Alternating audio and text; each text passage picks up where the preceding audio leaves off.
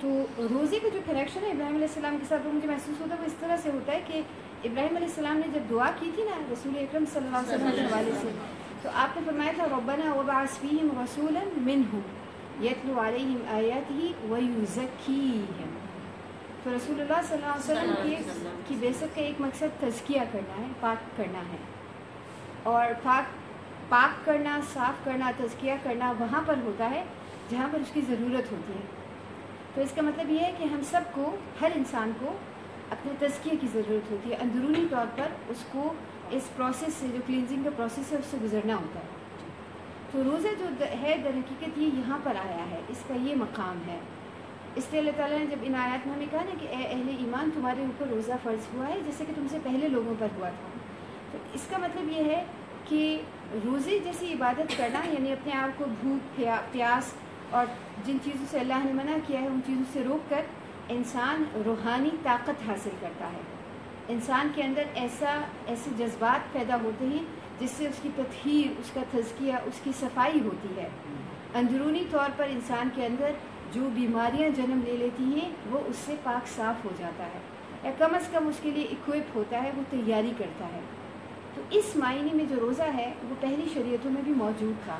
تو اللہ تعالیٰ یعنی یہ دین اسلام میں کوئی ایسی نئی یا جدید چیز نہیں تھی جس کا تعارف کروایا گیا، بلکہ انسان کا پہلی شریعتوں میں اس لیے کہ کما کتب علی الذین من قبلکم، پہلے لوگ بھی روزہ رکھتے تھے جب ان کو محسوس ہوتا تھا کہ ان کے اندر روحانیت یا ان کی اسپریچویلٹی میں کمی پیدا ہو رہی ہے تو وہ مخصوص ایام میں روزہ رکھا کرتے تھے. ایک بات اس آیت کے مفہوم میں جو بہت اہم ہے وہ یہ ہے کہ روزے کی عبادت تو سال بھر میں کوئی بھی انسان کسی وقت بھی کر سکتا ہے نا، منع تو نہیں کیا گیا. نوافل جو روزے ہیں وہ ہم کسی وقت بھی رکھتے ہیں جیسے ہمارا جی چاہتا ہے، اور اس سے بھی روزے کا مقصد حاصل ہو جاتا ہے.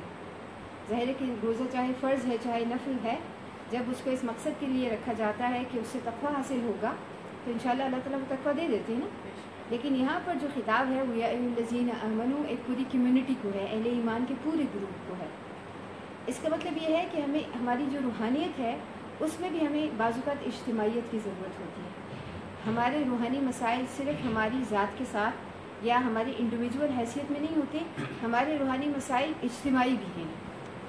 یعنی اجتماعیت میں ہمیں اپنے اندرونی صفائی، اپنے اندر موجود بغض، کینہ، حسد، لالچ وغیرہ، وہ تمام چیزیں جو کہ روزے کی روح ہے کہ جن کو وہ نکال دیتا ہے یا صاف کر دیتا ہے، تو وہ چیزیں ہماری انفرادی حیثیت میں بھی ہمارے اندر موجود ہوتی ہیں اور اجتماعی صورت میں بھی ہمارے یہاں موجود ہوتی ہیں. تو اللہ تعالیٰ نے ایک بہت اہم بات ہمیں سمجھا کر یہ کہا کہ ہم سب لوگ اکٹھے جب اس عبادت کو پریکٹس کریں گے نا، یعنی اکٹھا یہ جب اس عبادت کو، اس مہینے کو گزاریں گے، تو اجتماعی طور پر جو ہمارے اندر برائیاں موجود ہیں ہمیں ان کا علاج یا ان کی سلوشن کی طرف جانے میں بھی مدد ملے گی. تو بڑی یہ بات بہت اہم ہوتی ہے کہ صرف اس کو انفرادی عبادت نہ سمجھا جائے بلکہ ایک اجتماعیت ہے. اور یہ وہ اجتماعیت ہے جو پھر ہم محسوس کرتے ہیں کہ رمضان المبارک کا جب مہینہ ہوتا ہے تو ہمیں محسوس ہوتا ہے کہ ہمارے دل ایک دوسرے سے قریب ہیں.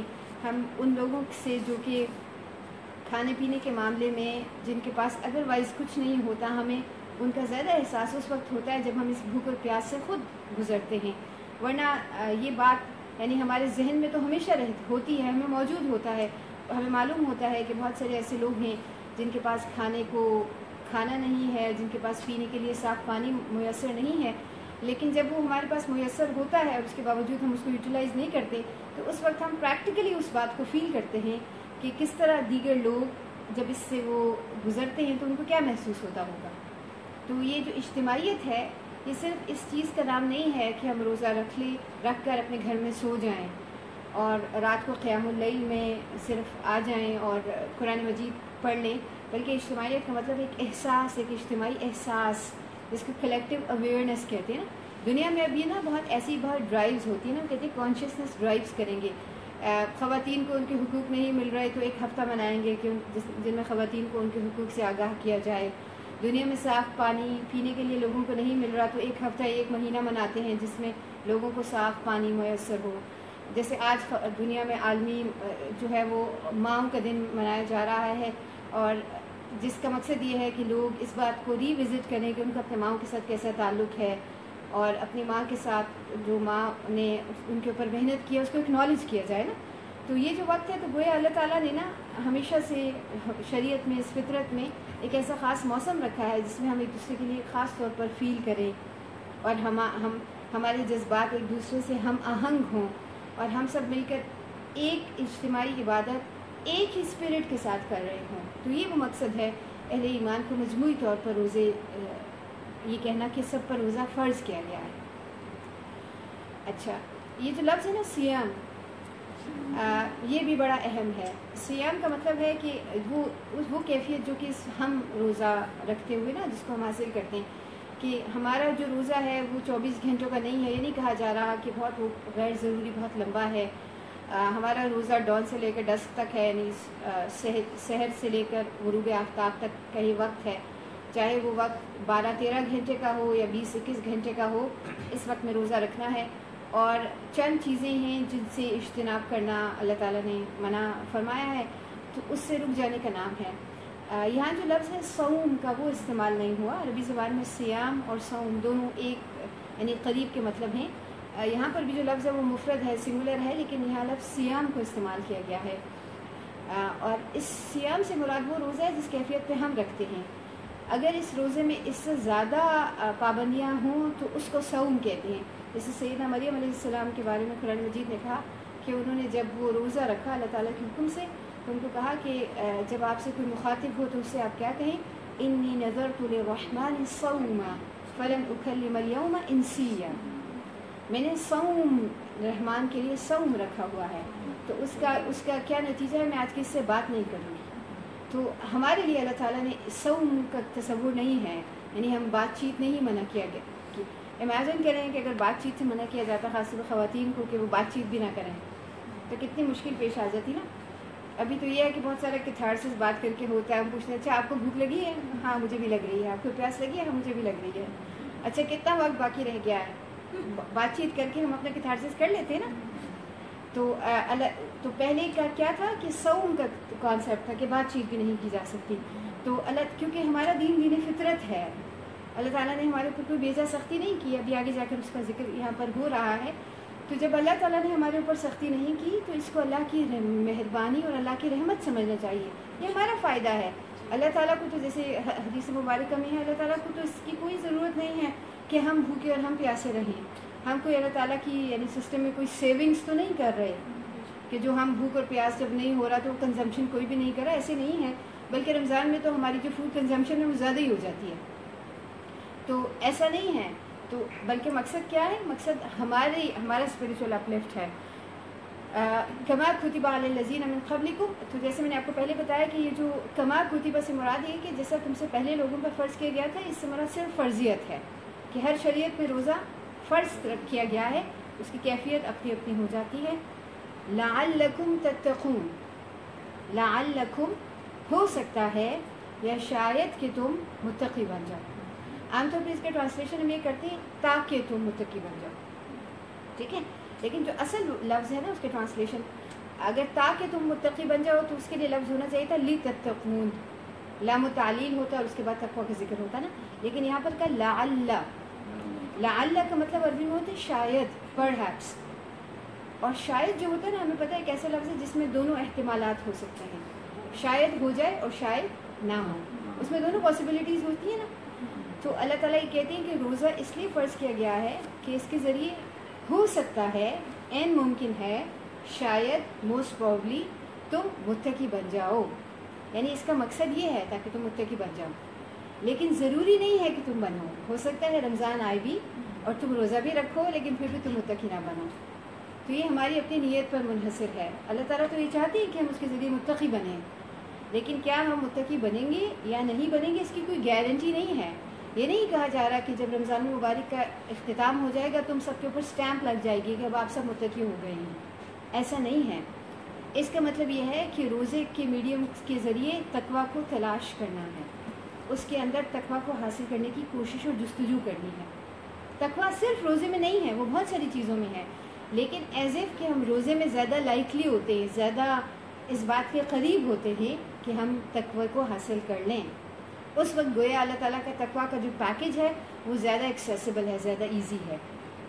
تو روزے کے ذریعے تقویٰ کو تلاش کرنا ہے، تقویٰ حاصل کرنا ہے. اس لیے اللہ تعالیٰ ہم سے تقویٰ کو کیوں تلاش کرنا ہے؟ ظاہر ہے کہ قرآن نے اس کا آنسر ہمیں خود دیا ہے، ان للمتقین مفازا، کیونکہ کامیابی، حقیقی کامیابی، حقیقی سیلیبریشن متقین کے لیے ہے.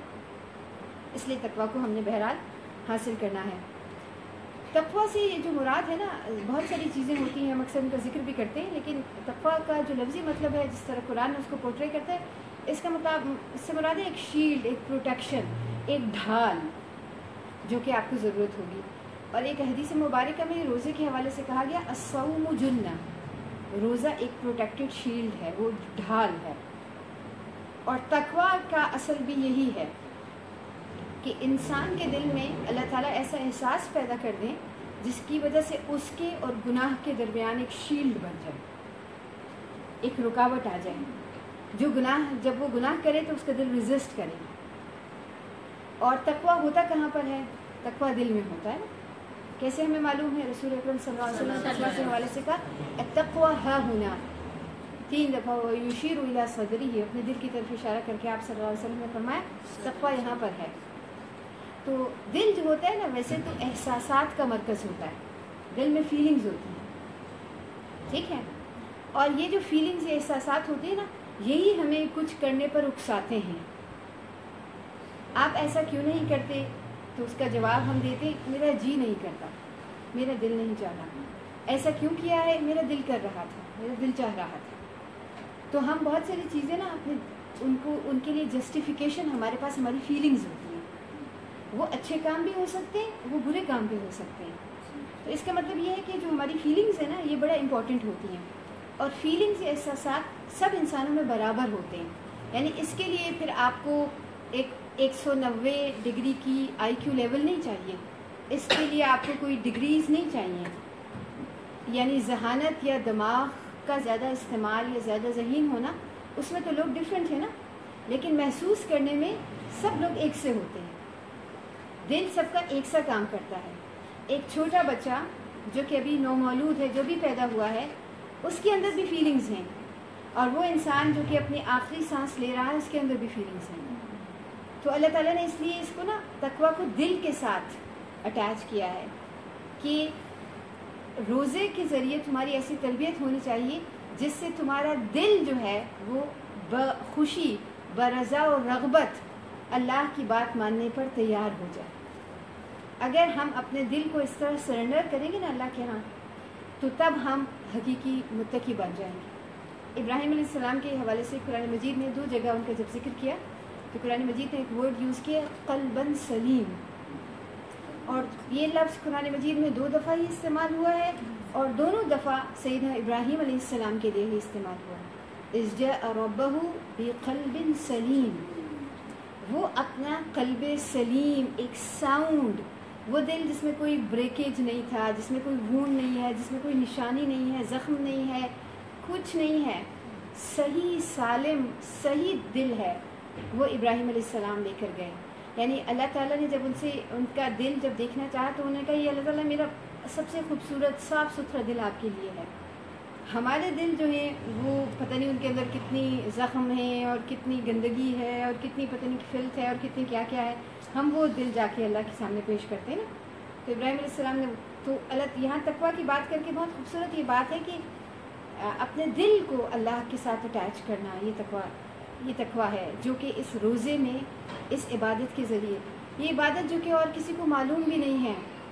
آپ چاہیں تو جب آپ اکیلے میں ہوں آپ کھا بھی سکتے ہیں، آپ اللہ کی نافرمانی بھی کر سکتے ہیں، لیکن آپ کیوں نہیں کر رہے؟ اس لیے کہ آپ اللہ تعالیٰ کی موجودگی کا احساس اس وقت بہت زیادہ ہو جاتا ہے. اور شاید رمضان المبارک کے علاوہ یہ احساس اتنا نہیں رہتا. اس وقت ہم نافرمانی کے کام کرتے ہیں. آپ دیکھیں رمضان المبارک میں ہم کھاتے نہیں ہیں نا اللہ تعالیٰ کے ڈر سے کہ اللہ تعالیٰ دیکھ رہے ہیں، میں نے کچھ نہیں کھانا اور کچھ نہیں پینا، کوئی ایسے کام نہیں کرنا جس سے میرا روزے کا میں کوئی برائی پیدا ہو جائے یا میرا روزہ خراب ہو جائے. لیکن جب رمضان المبارک نہیں ہے تو یہ ہم ہی ہیں، کبھی ہم جھوٹ بول رہے ہوتے ہیں، کبھی ہم کسی کو چیٹ کر رہے ہوتے ہیں، کبھی ہم غیبت کرتے ہیں. تو اس وقت یہ لیول نہیں ہوتا کہ میں کیسے کر رہی ہوں، وہی اللہ تعالیٰ مجھے دیکھ رہے ہیں. تو رمضان جو ہے نا در حقیقت ہماری ٹریننگ کے لیے آیا ہے کہ ہمارا دل جو ہے وہ اللہ تعالیٰ اس کو صاف ستھرا کر دیں اور اس کے اندر وہ احساس پیدا کر دیں جس میں پھر اللہ سے بڑھ کر ہم محبت کسی سے نہ کریں، اللہ سے بڑھ کر ہمارے دل میں کسی کا خوف نہ ہو. ہماری زندگی گزارنا، ہمارا صلاۃ، نسک و محیای و ممات جو ابراہیم علیہ السلام کی ٹیگ لائن ہے وہ سب اللہ رب العالمین کے لیے ہو جائے. یہ بھی میں نے آپ کو پہلے ذکر کیا تھا. سعید ابن مسیب رحمہ اللہ ایک تابعی تھے جنہوں نے سیدنا علی رضی اللہ تعالیٰ عنہ سے پوچھا کہ تقویٰ کیا ہے. تو جیسے ہم سیدنا عمر والی جو تعریف ہے وہ تو ہم اکثر سنتے ہیں، تو لیکن سیدنا علی کی تعریف کم سننے میں آتی ہے. تو سیدنا علی رضی اللہ تعالیٰ عنہ نے کہا کہ تقویٰ سے مراد ہے الخوف من الجلیل والعمل بالتنزیل والرضا بالقلیل واستعداد لیوم الرحیل. انہوں نے کہا اللہ رب العالمین سے خوف، یعنی کوئی بات اس لیے نہ کی جائے کہ اللہ رب العالمین کی مراقبت یا ان کی ناپسندیدگی سے انسان ڈر جائے. والعمل بالتنزیل، اور قرآن و سنت کے اوپر عمل کرنا جو اللہ نے نازل کیا ہے، وہ قرآن و سنت دونوں ہیں. اور تیسری چیز والرضا بالقلیل، جس حالت میں اللہ نے رکھا ہے اس پہ راضی رہنا، چاہے وہ بات قلیل ہی کیوں نہ ہو. اللہ نے جس حال میں رکھا ہے اللہ کی رضا پر راضی ہونا. واستعداد لیوم الرحیل، اور موت کی تیاری کرنا. میں نے کہا یہ وہ پورا پیکج ہے. جب یہ ہوگا تو یہ تقویٰ ہے.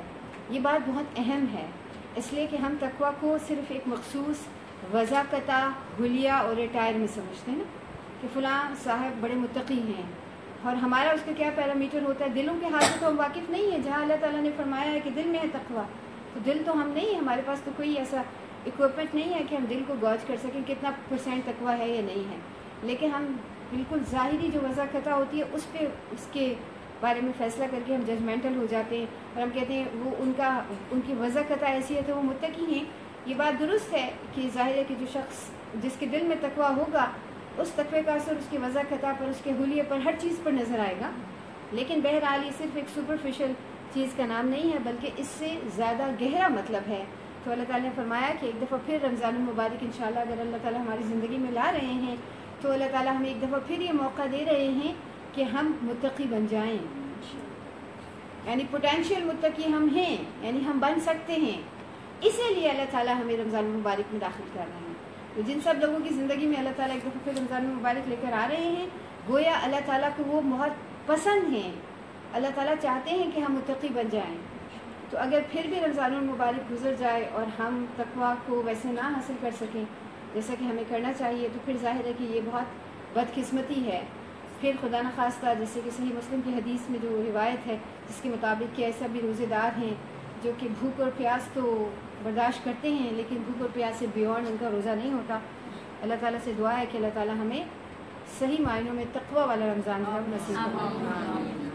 ایام معدودات، اب کیا یہ اتنا مشکل کام ہے؟ بہت یہ پریکٹس لائف لانگ ہوگی. اللہ نے فرمایا نہیں ایام معدودات، چند گنتی کے دن ہیں، ٹھیک ہے. اور جیسا کہ ہمیں محسوس ہوتا ہے خاص طور پہ آج کے جب ہم جس زمانے میں رہ رہے ہیں کہ بہت جلدی سے دن گزر جاتے ہیں نا. تو رمضان آنے سے پہلے تو لگتا ہے کہ رمضان المبارک پورا مہینہ ہے لیکن وہ مہینہ کیسے گزر جاتا ہے پتہ ہی نہیں چلتا. تو اللہ نے فرمایا ایام معدودات. جیسے دنیا میں ہر ٹریننگ کے کچھ دن ہوتے ہیں نا، تو کچھ دنوں میں آپ نے وہ ٹریننگ کرتی ہو، یہ بھی چند دن ہیں. فمن كان منكم مريضا او على سفر فعدة من ايام اخرى. ان میں بھی یہ ہے کہ تم میں سے جو شخص اگر بیمار ہے، مریض ہے یا سفر میں ہے تو وہ دوسرے دنوں میں جا کر ان کی تکمیل کر لے، یعنی اس کو یہ رخصت حاصل ہے کہ وہ رمضان المبارک کے روزے نہ رکھے. تو جہاں پر استثناء ہے، اللہ تعالیٰ نے اصحاب الاعذار کو استثناء دیا ہے، رخصت دی ہے اللہ تعالیٰ نے. اور اللہ تعالیٰ کو یہ بھی بہت پسند ہے، آپ سے نے فرمایا کہ اللہ کی دی ہوئی رخصتوں سے فائدہ اٹھایا جائے. تو اگر ایسا مرض ہے، چاہے وہ وقتی ہے چاہے وہ کوئی لائف لانگ مرض ہے جس کی زیادہ ہونے کا امکان ہے، جس کے مزید بگڑ جانے کا امکان ہے، تو ایسی صورت میں انسان جو ہے وہ روزہ نہ رکھے. اور اس صورت میں یہ نہیں ہوگا کہ بہت نے آپ کو مشقت میں تکلیف میں ڈال کر روزہ رکھا جا رہا ہے اور یہ سمجھا جا رہا ہے کہ گویا یہ زیادہ بڑی نیکی اور زیادہ تقویٰ ہے. ایسا نہیں ہے.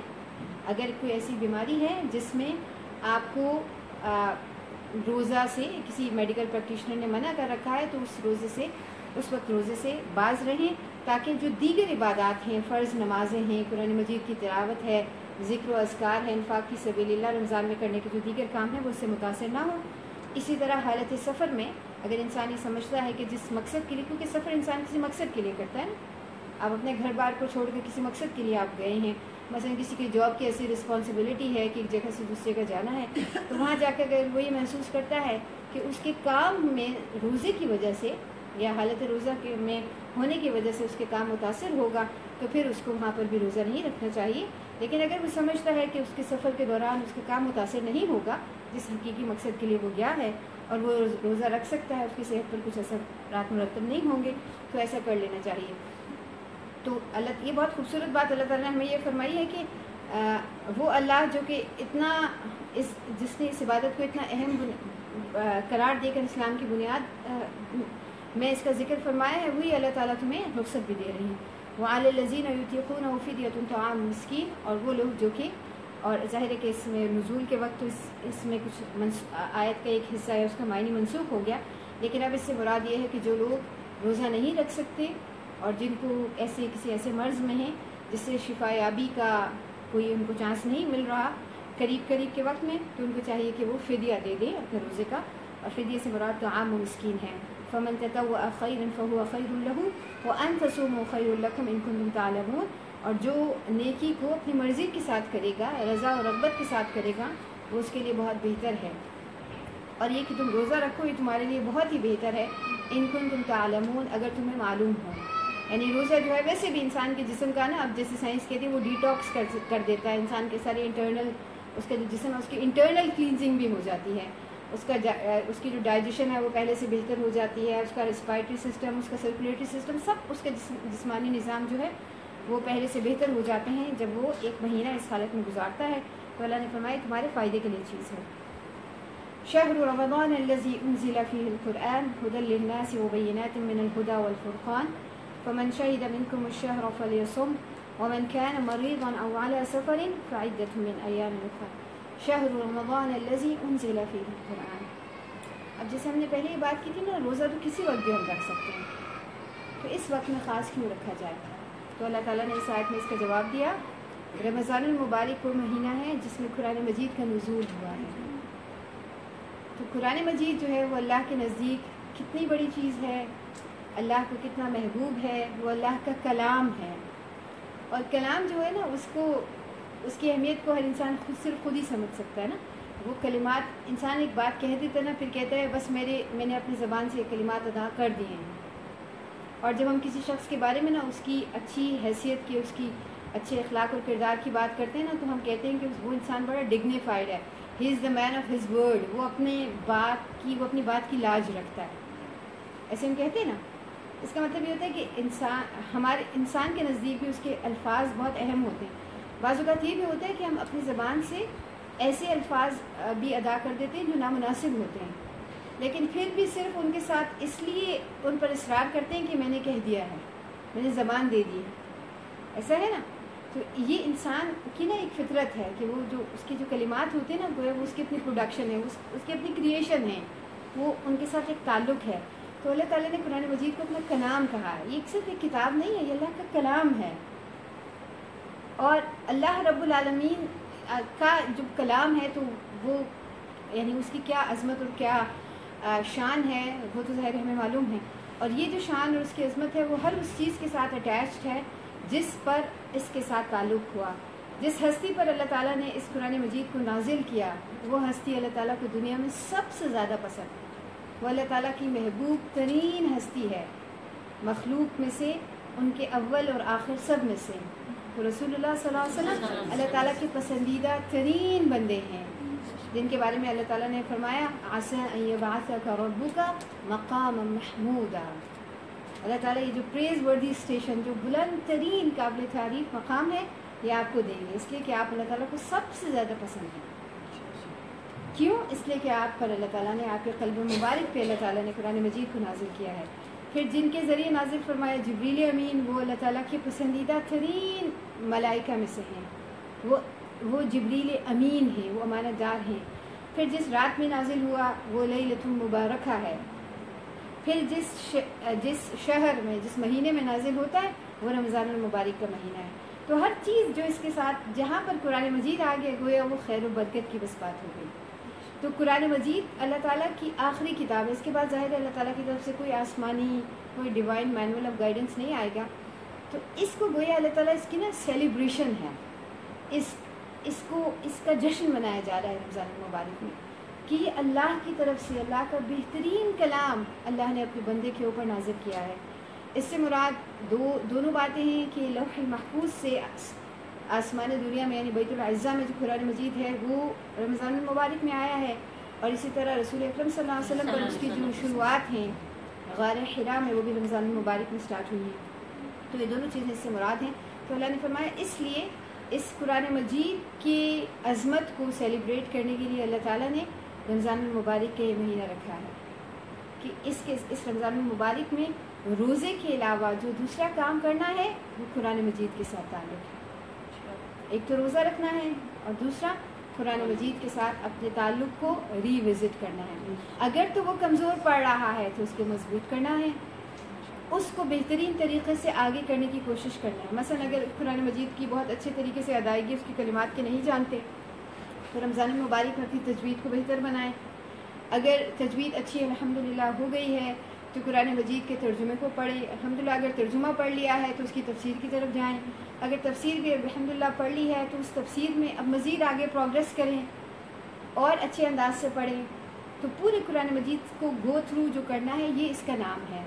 اس سے مراد صرف یہ نہیں ہے کہ ہم قرآن مجید کے پاس آئیں رمضان المبارک میں اور دن میں قرآن مجید کا ایک دورہ ہو اس کو سن لیں اور رات کو قرآن مجید تراویح میں پڑھا جائے اور وہاں پر جائیں جہاں پر قاری صاحب بہت اچھی آواز میں پڑھ رہے ہیں اور سبحان اللہ اور ماشاء اللہ کہہ کر گھر میں آ کے سو جائیں. یہ نہیں ہے، یہ اس سے زیادہ بڑی اسپرٹ ہے. قرآن مجید جتنا نازل ہوتا تھا نا تو رسول اکرم صلی اللہ علیہ وسلم کی زندگی میں اتنا اس کو پڑھا جاتا تھا. پھر سیدنا عمر رضی اللہ تعالیٰ عنہ ہیں جنہوں نے قیام اللیل کو یعنی صلاۃ التراویح کو باقاعدہ جاری کیا نا اجماع صحابہ کے اجماع کے ساتھ. آپ صلی اللہ علیہ وسلم نے تو صرف 3 راتیں اس کو پڑھا تھا. تو سیدنا عمر رضی اللہ تعالیٰ عنہ کا یہ جو بات کرنے کا جو مقصد تھا نا وہ یہ تھا کہ جب قرآن مجید کو بہت اچھی طریقے سے سمجھ لیا جائے تو اور سب لوگ اس کے معنی مفاہیم سے آگاہ ہو جائیں تو اب جب رمضان المبارک میں اول سے آخر تک قرآن مجید پڑھا جائے گا تو پورا ہر شخص، ہر مومن، ہر مسلمان قرآن مجید کو اس کے تمام مطالب مفاہیم سب کو اچھی طرح سے دوبارہ یاد دہانی ہو جائے گی اور ان پر عمل کرنا آسان ہو جائے گا. ہم نے صلاۃ التراویح کو صرف ایک ریچول بنا دیا کہ ہمیں پڑھنے والے اور سم کیسز میں ایون انفارچونیٹلی پڑھانے والے کو بھی نہیں پتہ ہوتا کہ وہ کیا پڑھ رہے ہیں. تو یہ وہ مقصد نہیں ہے. اچھی آواز میں قرآن مجید کے کسی قاری سے قرآن سننا ظاہر ہے کہ اس کا اپنا ایک اثر بھی ہے، لیکن اس کی حقیقی روح، اس کا حقیقی مقصد اس وقت حاصل ہوگا جب ہمیں معلوم ہوگا کہ صلاۃ التراویح میں کیا پڑھا جا رہا ہے، اللہ تعالیٰ ہم سے کیا کہہ رہے ہیں. اور وہ اس کے لیے ظاہر ہے کہ جو محنت کرنی ہے وہ صرف رمضان میں نہیں ہے، اس کے علاوہ بھی ہے. اگر باقی 11 مہینے قرآن سے غفلت برتی گئی ہے، اس کو کھولا نہیں گیا، اس کے معنی معلوم نہیں ہوئے، پھر تو ظاہر ہے کہ صرف ایک مہینے میں وہ سب تمام چیزیں اور قرآن جیسے کتاب کی جو عظمت ہے وہ انسان کے دل میں اس طرح سے نہیں بیٹھ سکتی. ورنہ اللہ تعالیٰ چاہتی تو رسول اللہ صلی اللہ علیہ وسلم کا بس ایک مہینے میں چند راتوں میں قرآن مجید نازل کر کے کہتے ہو گیا ہے نا. ہمیں معلوم ہے کہ 22 سال 6 مہینے اور 23 دن کا سفر ہے. ایک چھوٹے چھوٹے حصے کو آپ سسن کے قلب مبارک پر بتدریج نازل کیا گیا ہے. اور اللہ تعالیٰ نے فرمایا لو انزلنا هذا القرآن على جبل لرأيته خاشعا متصدعا من خشية الله. اگر یہ قرآن کسی پہاڑ پر نازل ہوتا تو آپ دیکھتے کہ یہ پہاڑ جو ہے اللہ کی ہیبت سے ریزہ ریزہ ہو جاتا ہے. اب ہمارے دلوں پر یہ آتا ہے نا، ابھی ہم نے تقویٰ کا ذکر کیا، وہ دل میں ہے. قرآن مجید آپ صلی اللہ علیہ وسلم کی دل میں نازل کیا گیا. اس کا مطلب ہے تقویٰ قرآن کے ذریعے ہی آئے گا اور اس کا کوئی میڈیم نہیں ہے. تقویٰ کے لیے اور کوئی ایکسرسائز نہیں کرنی. قرآن پڑھیں گے جیسا اس کا پڑھنے کا حق ہے تو اللہ تعالیٰ خود بخود انشاءاللہ تقویٰ کی توفیق دے دیں گے. لیکن اگر ایسا نہیں ہوگا تو اگر ہمارے دلوں پر یہ اثر نہیں ہوگا تو اس کا مطلب ہے کہ شاید پھر ہمارے دل پہاڑ کے پتھروں سے بھی زیادہ سخت ہیں. تو ایسا نہیں کرنا. قرآن مجید کو اس طرح سے پڑھنا ہے جس طرح اس کو پڑھنے کا حق ہے. اس لیے کہ یہ رمضان المبارک قرآن مجید کے نازل ہونے کا مہینہ ہے اور اس میں کیا ہے؟ ہدی للناس، لوگوں کے لیے ہدایت ہے. اس میں لوگوں کے لیے صحیح بات سمجھنے کا طریقہ ہے. اس میں صراط مستقیم ہے، اور اس میں الحمدللہ پھر کوئی اختلاف نہیں ہے. پوری امت کا الحمدللہ قرآن مجید پر اجماع ہے. کوئی یہ نہیں کہتا کہ یہ قرآن ہے اور یہ قرآن نہیں ہے. یہ وہ چیز ہے جو ہمیں آج بھی اکٹھی اور متفق اور یونیفارم کرنے والی ہے. وہ چیز جو کہ اس وقت ہمارا سب سے بڑا چیلنج ہے. ہمارے دل ایک دوسرے سے دور ہیں، ہمیں ایک دوسرے سے نفرت ہے، عداوت ہے، بغض ہے، حسد ہے، پتہ نہیں کیا کیا ہے. تو جب ہم قرآن پڑھیں، سب ایک ہی صف میں کھڑے ہو کر جب قرآن مجید پڑھیں، تو پھر اس قرآن کی برکت سے ہمارے دل بھی ملنے چاہیے. وَبَيِّنَاتٍ مِّنَ الْهُدَىٰ، اور اس میں طرح کی باتیں، بینات ہیں، نشانیاں ہیں. یہ قرآن مجید جب نازل ہوا یہ معجزہ تھا، یہ آج بھی معجزہ ہے. اور یہی فرق ہے نا قرآن مجید کے معجزے میں اور دیگر انبیاء کے معجزات میں. باقی انبیاء کے جو معجزات تھے نا، وہ ان لوگوں کے لیے تو معجزات تھے جنہوں نے انہیں دیکھا تھا. جیسے سیدنا موسیٰ علیہ السلام ہیں، مثلا وہ اپنے عصا کو ڈال رہے ہیں، وہ یا تو اژدہا بن گئی ہے یا اس نے پانی کو بیچ میں سے کاٹ دیا ہے. تو جس نے اس وقت، جن لوگوں نے اس وقت ان کو دیکھا تو انہوں نے کہا ہوگا واو یہ کیا ہو رہا ہے، کیا زبردست بات ہے. لیکن ہمارے لیے وہ ایک سٹوری ہے، صرف ہمارے لیے وہ ایک معجزہ نہیں ہے، ہمارے لیے وہ کہانی ہے کیسے ہوا. لیکن قرآن مجید اللہ تعالیٰ نے ایسا معجزہ نہیں بنایا. قرآن مجید کا جو معجزہ اس کے ورڈز کے فیکٹ میں ہے، اس کے ایک ایک کلمہ میں ہے، ایک ایک بات میں ہے. اور یہ بات کبھی بھی ختم نہیں ہوگی. یہ معجزہ ہمیشہ تک کے لیے رہے گا. جو اس کو پڑھے گا وہ اس معجزے کو فیل کرے گا. یہ اس سے مراد ہے بینات من الہدی والفرقان. اور یہ فرقان ہے، یہ حق اور باطل کو صحیح بیان کر دینے والا ہے. اس میں کوئی کنفیوژن نہیں ہے. ہمارا اس وقت سب سے بڑا مسئلہ کنفیوژن ہے نا، پتہ نہیں کون صحیح ہے، پتہ نہیں کون نہیں صحیح، ہمیں سمجھ نہیں آتا. ہم عمل تو کرنا چاہتے ہیں لیکن پتہ نہیں ہوتا، کوئی کچھ کہتے کوئی کچھ کہتے. ہم کنفیوز ہیں ہر چیز پہ، ہر فرنٹ پہ ہم کنفیوز ہیں. صرف دین میں نہیں، دنیا کے معاملات میں بھی. کون سا سسٹم اڈاپٹ ہونا چاہیے، ہماری گورنمنٹس کیسی ہونی چاہیے، ہمارا نظام تعلیم کیا ہونا چاہیے، ہر چیز میں ہم کنفیوز ہیں. اللہ نے فرمایا الفرقان. اس کی وجہ یہ ہے کہ وہ چیز جو کہ ہمیں کلیئرٹی دیتی تھی نا، جو ہماری صحیح راہ کا تعین کرتی تھی، اس کو تو ہم نے چھوڑ دیا ہے. اس کو تو ہم نے صرف برکت کی کتاب سمجھ لیا ہے. یہ فرقان ہے، یہ ہمیں بتائے گا کہ حق کا راستہ کیا ہے اور باطل کا راستہ کیا ہے. فمن شاہد منکم الشہر فلیصمہ. اللہ تعالیٰ نے فرمایا اب تم میں سے جو اس مہینے میں موجود ہو اس کو چاہیے کہ وہ روزہ رکھے. اور جب وہ روزہ رکھ کے اس کیفیت میں قرآن مجید کو پڑھے گا تو وہ قرآن مجید میں در حقیقت ایسا غور فکر اور تدبر کرے گا. اور یہ بہت اہم بات ہے نا، غور فکر تدبر. اس سب چیز کے لیے کنسنٹریشن چاہیے، یعنی پوری دل جمی چاہیے، پوری ذہن کی یکسوئی چاہیے. اور ذہن کی یکسوئی کے لیے اللہ تعالیٰ نے ہمارے لیے روزے کا اہتمام کر دیا. اللہ تعالیٰ نے کتنے مہربان ہیں نا. ورنہ ہر وقت آپ کے ذہن میں ہوتا اچھا اب تو میرا لنچ کا ٹائم ہو گیا ہے، اب میرا ڈنر کا ٹائم ہو گیا ہے، اب میں جا کے کچھ اسنیک کھا لوں، میرا تو چائے کا وقت ہو گیا ہے، اب مجھے یہ کرنا ہے. اللہ تعالیٰ نے کہا نہیں، یکسو ہو کر قرآن مجید پڑھو. وَمَنْ كَانَ مَرِيضًا عَلَىٰ سَفَرٍ فَعِدَّةٌ مِّنْ أَيَّامٍ أُخَرَ. یہ بات ہم پہلے کر چکے ہیں. جو مریض ہوگا یا مسافر ہوگا وہ دوسرے دنوں میں ان کو کمپنسیٹ کر لے. دوسرے دنوں میں ان کو بہرحال پورا کرنا ضروری ہے. یرید اللہ بکم الیسر. اللہ تعالیٰ تم سے یا تمہارے ذریعے آسانی چاہتے ہیں. ولا یرید بکم العسر. اللہ تعالیٰ تمہارے ساتھ مشکل نہیں چاہتے. یہ بہت اہم آیت ہے. ہم عام طور پر اس کا ترجمہ ایسے کرتے ہیں اللہ تعالیٰ تم سے آسانی چاہتے ہیں نا. یہ مطلب بھی اس میں شامل ہے، لیکن اس کا مطلب اصل میں عربی زبان میں اس سے زیادہ ہے. اس سے مراد ہے اللہ تعالیٰ تمہارے ذریعے آسانی چاہتے ہیں. بکم یرید اللہ. اللہ تعالیٰ چاہتے ہیں بکم الیسر، تمہارے ذریعے آسانی، کہ تمہاری اپنی زندگی بھی آسان ہو اور تمہارے ذریعے دوسروں کو بھی آسانی ملے. آج انفارچونیٹلی یعنی ہماری بڑی بدقسمتی ہے کہ ہم بالکل اس سے اپوزٹ ہو گئے. اللہ تعالیٰ تو چاہتے تھے کہ ہم اس دین کے ذریعے اپنی زندگی بھی آسان بنا لیں، کیونکہ یہ دین فطرت ہے، اس میں کوئی مشکل نہیں ہے، اور دوسروں کی زندگیاں بھی ہماری وجہ سے آسان ہو جائیں. لیکن آج شاید سب سے زیادہ مشکل ہمیں ہی پڑی ہوئی ہے. ہماری اپنی زندگی بھی ہم نے مشکل بنا لی ہے اور دوسروں کی زندگیاں بھی ہم نے مشکل بنا دی ہیں. گویا ہم اسلام کو بھی، بلکہ اس دین کو بھی ہم جس انداز میں پروجیکٹ کرتے ہیں، پورٹریٹ کرتے ہیں، وہ بھی بڑا مشکل والا ہوتا ہے. تو اللہ نے فرمایا تم تو آسانی پیدا کرنے کے لیے اللہ تعالیٰ چاہتے ہیں کہ تمہارے ذریعے آسانی ہو. اور تمہارے ذریعے آسانی کب ہوگی؟ جب ہم اللہ کے ساتھ کنیکٹڈ ہوں گے نا، جب ہم اپنے معاملات اللہ تعالیٰ کے حوالے کر دیں گے، جب ہم بلا وجہ کسی چیز کے پیچھے اپنے آپ کو ہلکان نہیں کریں گے، جب ہم بامقصد زندگی گزاریں گے. رسول اکرم صلی اللہ علیہ وسلم نے بھی حدیث مبارکہ میں کیا فرمایا؟ بشروا ولا تنفروا، یسروا ولا تعسروا. لوگوں کو خوشخبری دیو، اچھی بات کرو، ان کو ڈراؤ مت، یسر و آسانی پیدا کرو، مشکل پیدا مت کرو۔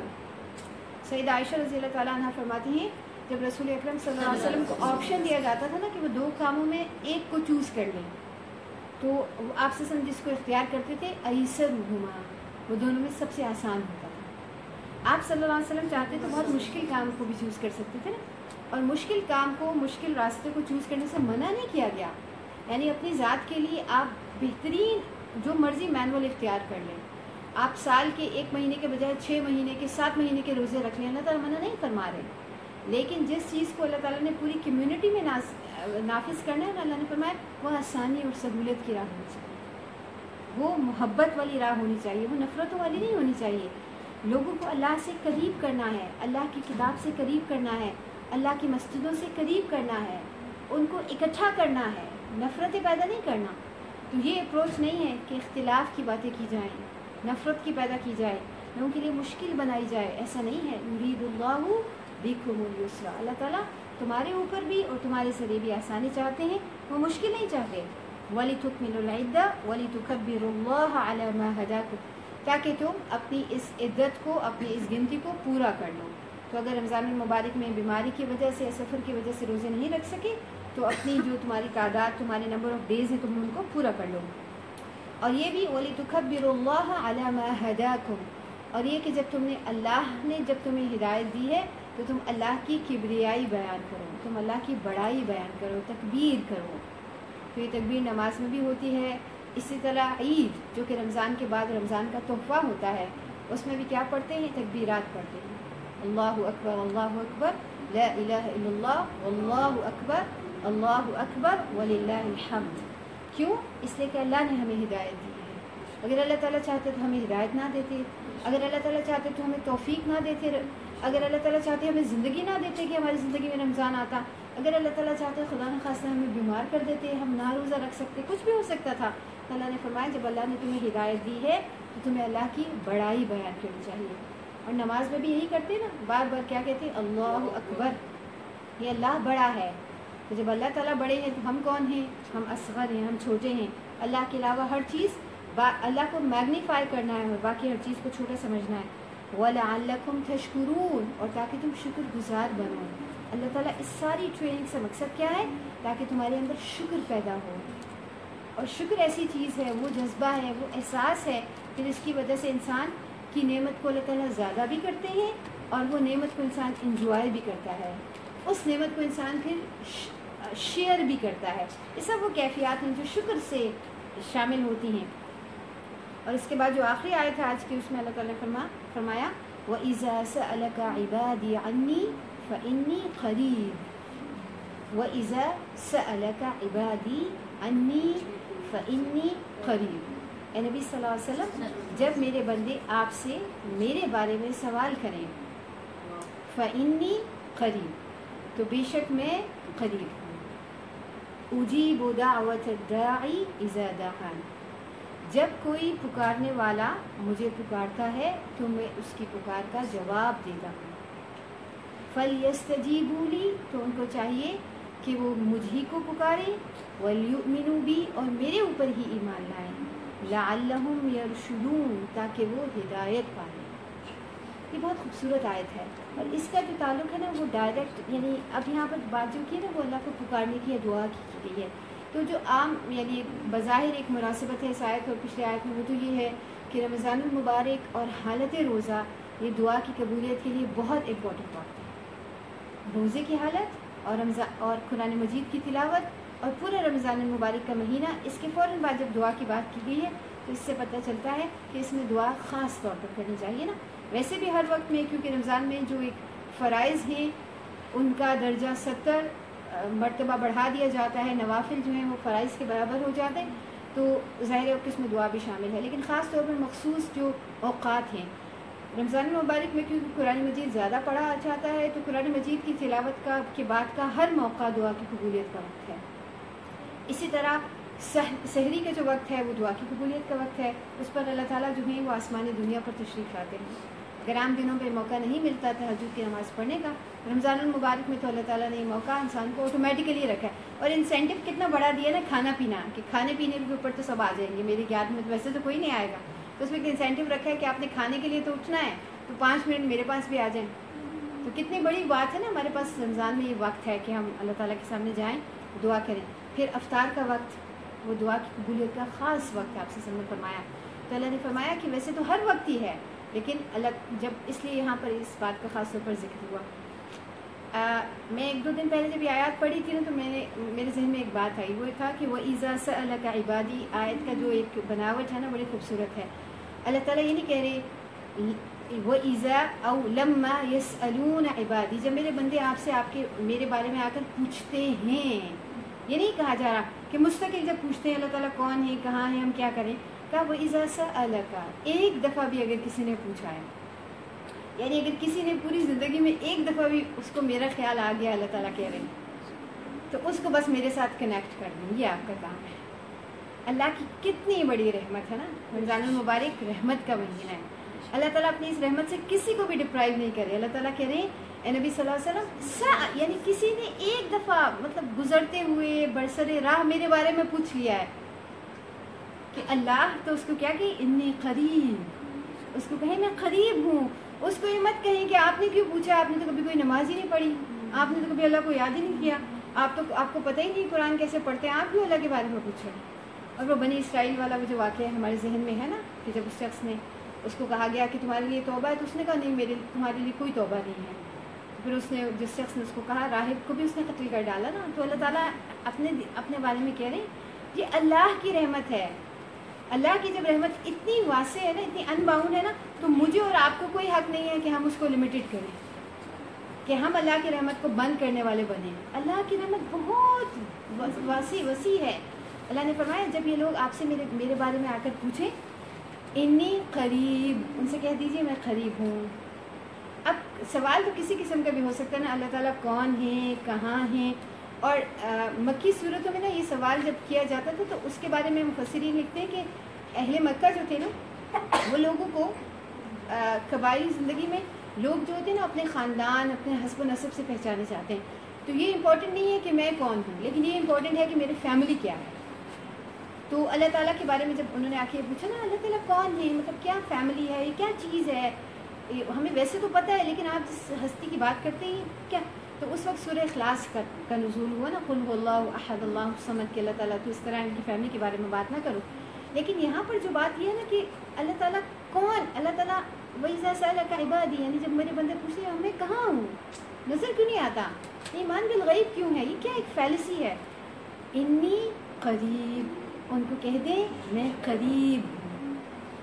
اب دیکھیں یہ نہیں کہا جا رہا میں کتنا قریب ہوں، اتنا قریب ہوں، ایسے کرو گے ایسے، بس اللہ تعالیٰ نے جو لفظ استعمال کیا سب سے خوبصورت ہے، کہا میں قریب ہوں.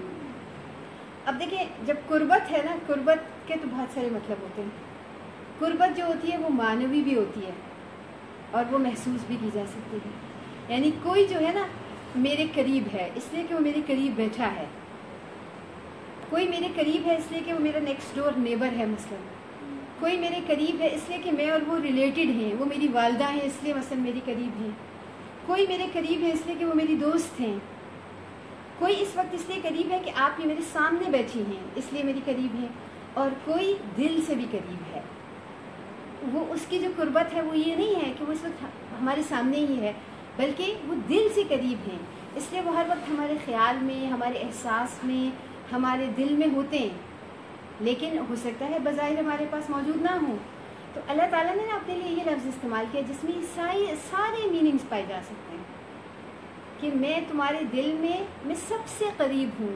اسی جگہ کہا نا وَنَحْنُ أَقْرَبُ إِلَيْهِ مِنْ حَبْلِ الْوَرِيدِ، انسان کی جگلر وین، اس کی شہرک سے بھی زیادہ اللہ تعالیٰ اس کے قریب ہے، یعنی اس کی جو لائف لائن ہے نا اس سے بھی زیادہ اللہ تعالیٰ قریب ہے، کیونکہ زندگی اللہ ہی نے دی ہے، اللہ سب سے قریب ہیں.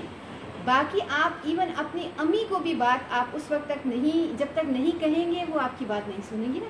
یہ صرف اللہ تعالیٰ ہیں کہ آپ نہیں بھی کہیں گے اور اللہ تعالیٰ بات سن لیں گے. اللہ تعالیٰ دل کی زبان کو بھی سمجھتے ہیں. تو اللہ تعالیٰ نے یہ قریب کہا. امام غزالی رحمہ اللہ نے اس کے قریب کا ایک بہت خوبصورت ایک اور مطلب بھی بتایا. انہوں نے کہا قریب کا مطلب ہے اپروچیبل, ان ریچ, آپ کی پہنچ میں. جو چیز قریب ہوتی ہے نا, آپ کہیں گی کہ آپ کا گھر کہاں ہے, تو میں کہوں گی قریب ہی ہے. تو میں ایسے کیوں کہوں گی قریب ہی ہے, ہو سکتا ہے اتنا قریب نہ ہو, کیونکہ میرا مقصد آپ کو یہ بتانا ہوگا کہ آپ ایزیلی اس کو ایکسیس کر سکتی ہیں, مطلب ریچ میں ہے, بہت دور نہیں ہے. تو یہ بھی قریب کا مطلب ہے. جب میرے بندے میرے بارے میں پوچھے نا, تو کوئی فلسفیانہ, مشکل, کمپلیکیٹڈ, سوفسٹیکیٹڈ باتیں نہ کریں. کیا کہیں, انی قریب, اللہ ہمیشہ تمہاری ریچ میں ہے, اللہ تعالیٰ ہمیشہ تمہاری پہنچ میں ہے, اللہ تعالیٰ بڑے ایکسیسیبل ہیں. اللہ تعالیٰ کوئی مصروف نہیں ہوتے ہماری طرح کہ اللہ تعالیٰ ٹائم نہ دیں, اس وقت نہیں آنا, ابھی میں تمہیں اٹینڈ نہیں کر سکتا, ابھی میں فلاں کی بات سن رہا ہوں. اب دیکھیں دنیا میں تو ہمیشہ یہ ہوتا ہے نا, ایون آپ اپنی امی سے بھی ایٹ ٹائمز بات کر لیں گی, امی فون پہ, آپ کی امی پلیز اپنے فون کو آف کریں, میں نے آپ سے بات کرنی ہے. امی کہیں گی نہیں ابھی میں بہت ضروری کال کر رہی ہوں. ایسا ہے نا, دنیا میں ہمیشہ ایسا ہوتا ہے. دنیا میں جتنے بھی ریلیشن شپس ہیں وہ کبھی انگیجڈ بھی ہوں گے, وہ کبھی آپ کو ناک بیک بھی کریں گے, لیکن اللہ نے کیا فرمایا, اتنے قریب, میں ہمیشہ تمہاری پہنچ میں ہمیشہ تمہاری بات سننے کے لیے تیار بیٹھا ہوں. اجیب دعوت الداعی, میں پکارنے والے کی پکار کا جواب دیتا ہوں. یہ نہیں کہا میں سنتا ہوں, کہا میں تو جواب بھی دیتا ہوں, کیونکہ صرف سننا کافی نہیں ہوتا, جواب دینا. اور ہمیں مطلب آج کے دور میں تو شاید یہ چیزیں زیادہ کرنی آسان ہو گئی ہے نا. آپ کسی کو مثلا ایک ٹیکسٹ میسج کرتی ہیں نا, تو آپ کو یہ تو پتہ ہو جب ہوتا ہے کہ وہ سین ہو گیا ہے, مطلب کسی نے دیکھ لیا اس کو, لیکن اب آپ اس کے جواب کا انتظار کریں.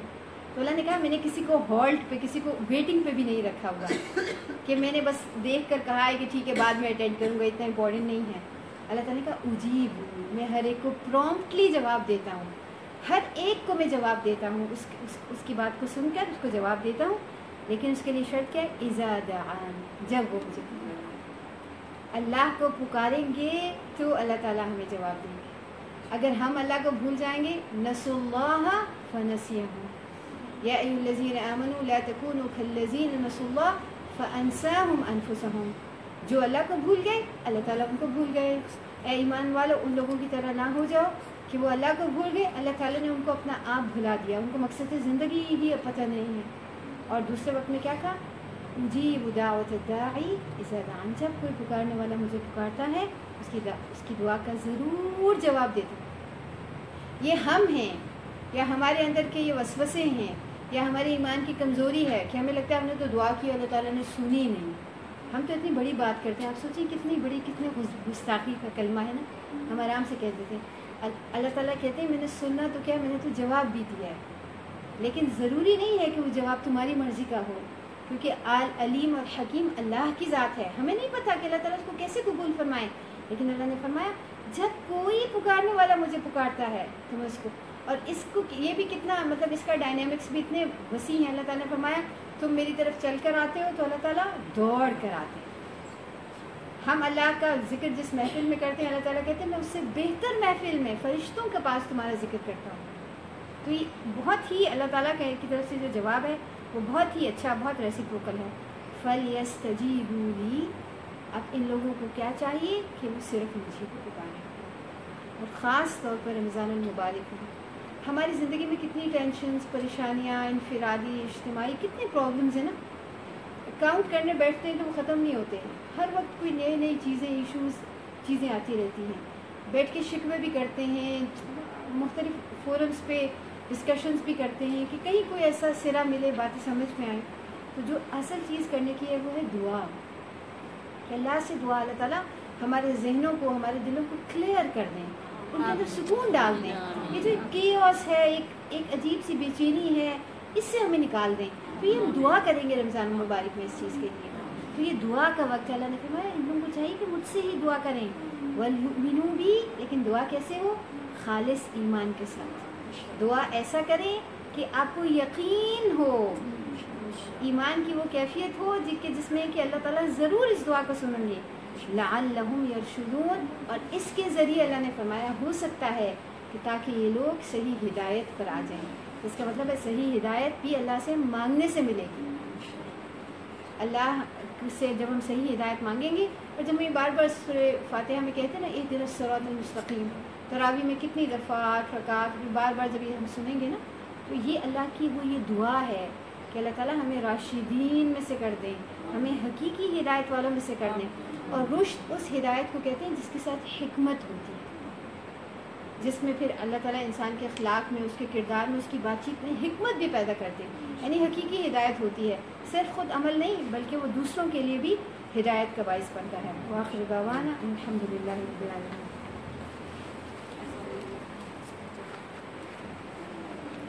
یا ربی لک الحمد کما ينبغي لجلال وجهك وعظیم سلطانك. سبحان اللہ وبحمدہ عدد خلقہ ورضا نفسه وزنة عرشه ومداد كلماته. سبحان الله وبحمده سبحان الله العظيم. اللهم صل على محمد وعلى آل محمد كما صليت على إبراهيم وعلى آل إبراهيم إنك حميد مجيد. اللهم بارك على محمد وعلى آل محمد كما باركت على إبراهيم وعلى آل إبراهيم إنك حميد مجيد. ربنا آتنا في الدنيا حسنة وفي الآخرة حسنة وقنا عذاب النار. ربنا ظلمنا أنفسنا وإن لم تغفر لنا وترحمنا لنكونن من الخاسرين. ربنا لا تزغ قلوبنا بعد إذ هديتنا وهب لنا من لدنك رحمة إنك أنت الوهاب. فاطر السماوات والأرض أنت ولينا في الدنيا والآخرة، توفنا مسلمين وألحقنا بالصالحين. اللهم حبب إلينا الإيمان وزينه في قلوبنا وكره إلينا الكفر والفسوق والعصيان واجعلنا من الراشدين. اللهم أحسن عاقبتنا في الأمور كلها وأجرنا من خزي الدنيا وعذاب الآخرة. اللهم آت نفوسنا تقواها وزكها أنت خير من زكاها أنت وليها ومولاها. اللهم إنا نسألك الهدى والتقى والعفاف والغنى. اللهم إنا نسألك حبك وحب من يحبك وحب عمل يقربنا إلى حبك.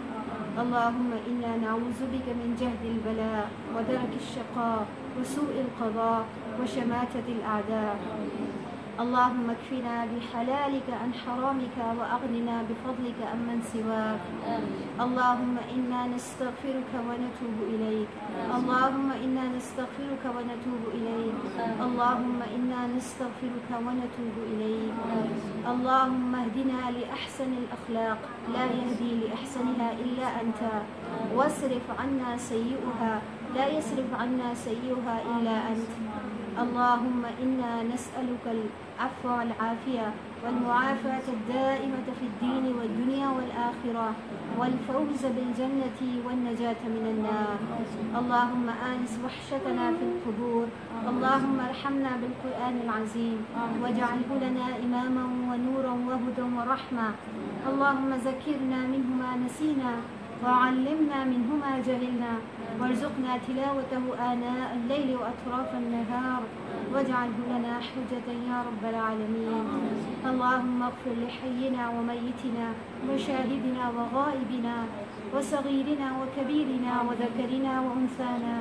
اللهم من أحييته منا فأحيه للإسلام ومن توفيته منا فتوفه على الإيمان.